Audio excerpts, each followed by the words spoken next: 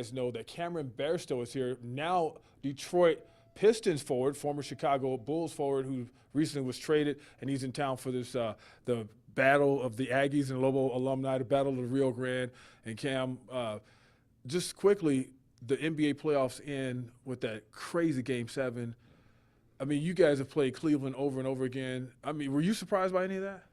Yeah, I mean, obviously you knew the type of talent Cleveland had, but to win 2 games in a row and Game 7 in Golden State, and then to win at home between those games, that was unbelievable. I mean, Golden State had only lost, one game the whole season, I think, at home, and after going 73-10. So for Cleveland to pull that off, that was just unbelievable performance. And then you saw that crazy Game 7. Yeah, well, like you were familiar with the talent on Cleveland, yeah. So like why it might be shocking to some people, I wasn't shocked by it because I thought, hey, everybody kept overlooking LeBron. Did you kind of feel like that?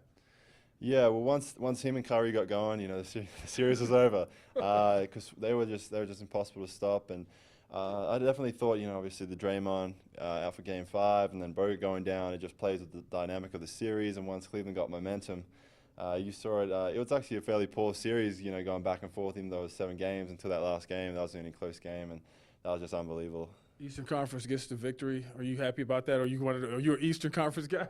Yeah, I mean, just based on where my teams are, yeah. And Cleveland just ran through the playoffs. Had a bit of trouble against Toronto in 2 games, but besides that, they just dominated. So it'll be interesting to see what they do from here.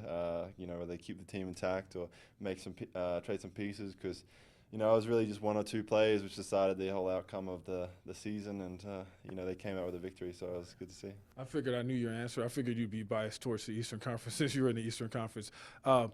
You're in town here, yep. And you got this big basketball game coming up where this thing is like grown. It's grown so big, yeah. And you also have your basketball camp.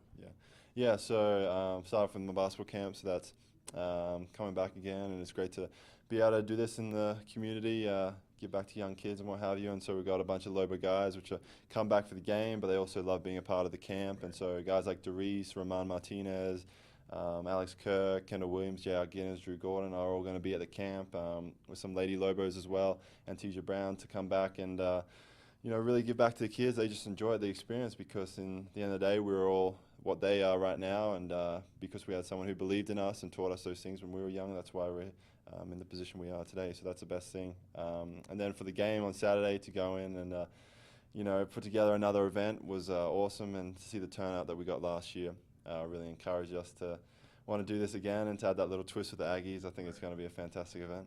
This sounds like, let me back up. Your camp, June 22nd, right, at Sandia Prep. June 22nd. The game at Wise Pies Arena, a.k.a. the Pit, June 25th, which is a Saturday.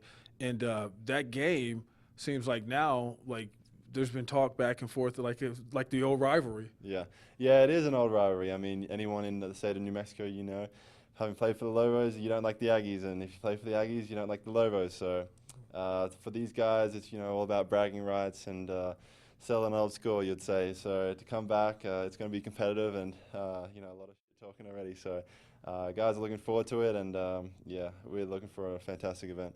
And whose idea was it to bring the trophy into it? We had the idea of the trophy, myself and Brandon, and then wanted to create some significance to it, and definitely wanted to bring back that feeling of playing for something and competing, which wasn't necessarily in last year's All-Star event. It was just a game for fun, whereas we wanted to try to add that competitive element into it this year. You, on a personal note now, like the Olympics coming up, and you're hoping to represent your country in the Olympics. Yeah, absolutely. That's a kid's dream, to be able to represent your country. It's one of the greatest honors you can get. So go back there for Olympic trials in a week or 2, and hopefully make the cut, and then move forward to Rio, and hopefully have a good Olympics and enjoy it. And if you do make the cut, you're not worried about going to Rio. There's been some Olympians thinking like, man, I ain't going to Rio. No, I mean, if you read up on the Zika virus, you really don't. It's really not worth missing an Olympic Games, which is a once-in-a-lifetime opportunity for. So, obviously there's some instability with the country, but I think in the end of the day, Brazil's going to get it all together just in time for the Olympics, and there may be some trouble here and there, but in the end of the day, to be able to go and represent your country at Olympic Games is the biggest honor I think you can have in the sport. And of course, you have to make the team first. And when you look at the guys coming out, I mean, you must like your chances. I mean, you've NBA guy, like you've been at the highest level. I mean, this is like you. I'm sure you don't take it for granted, but you must like your chances. Yeah, absolutely. I mean, pretty confident in my ability and what I can do. So just got to go there and put my best foot forward. And I think pretty confident about having that opportunity. But yeah, just got to perform and make sure I put my best foot forward. Detroit Pistons now. Do you see where you fit in, where your role is going to be and all that, or have you had any talks, or how's that going? Yeah, the talk's been brief. Obviously, I got traded, just the other day. So, and my contract's non-guaranteed, so they have the option until July 25th, and so just got to wait and see what happens with that. And that'll be another reason to, perform well at the Olympics is to, be seen on that stage and improve my chances, coming back into the NBA. So you're kind of like this is like an audition almost, huh? Like when you get traded, there's no guarantees and stuff like that. It's like an audition again. Yeah, well, obviously they got interest in me and what have you, and see me played, but unfortunately I won't be able to do summer league, which is usually where they scout these type of things. But on the flip side, I'll be able to do the Olympic Games and play in a probably the second best competition in the world outside of the NBA. So I definitely have opportunities to show what I can do. So I've just got to do that and let my game. What has it been like so far to be in the NBA? You and Tony being together. Now you guys aren't going to have that where you get together. Is that were you bummed out? Yeah, I am. I mean, Tony's a great friend of mine, and he was awesome to have there. Gone from New Mexico, fellow Lobo, to the NBA, with a teammate is pretty rare to have someone already in that situation who can help you out, show the ropes. And I think I helped Tony out, with all the stuff he went through. So I think, we'll definitely miss each other, but I'm sure he'll be great moving forward. So. And the Tony I'm talking about is former Lobo Tony Snell, who's also a member of the Chicago Bulls. And have you talked to Tony since all of this has happened? Like, let him know that, hey, I'm not going to be there? To be honest, no, I haven't, to be honest. But to be honest, Tony probably still doesn't know. He doesn't check social media or anything like that. So I might get a text one of these days. But, I talked to him the other day about, the event. Unfortunately, he won't be able to make it. But, it's just one of those things. And what do you guys hope to keep this event going, like going back to the Battle of the Rio Grande, the Lobo Aggie alumni game? You guys hope to keep that going?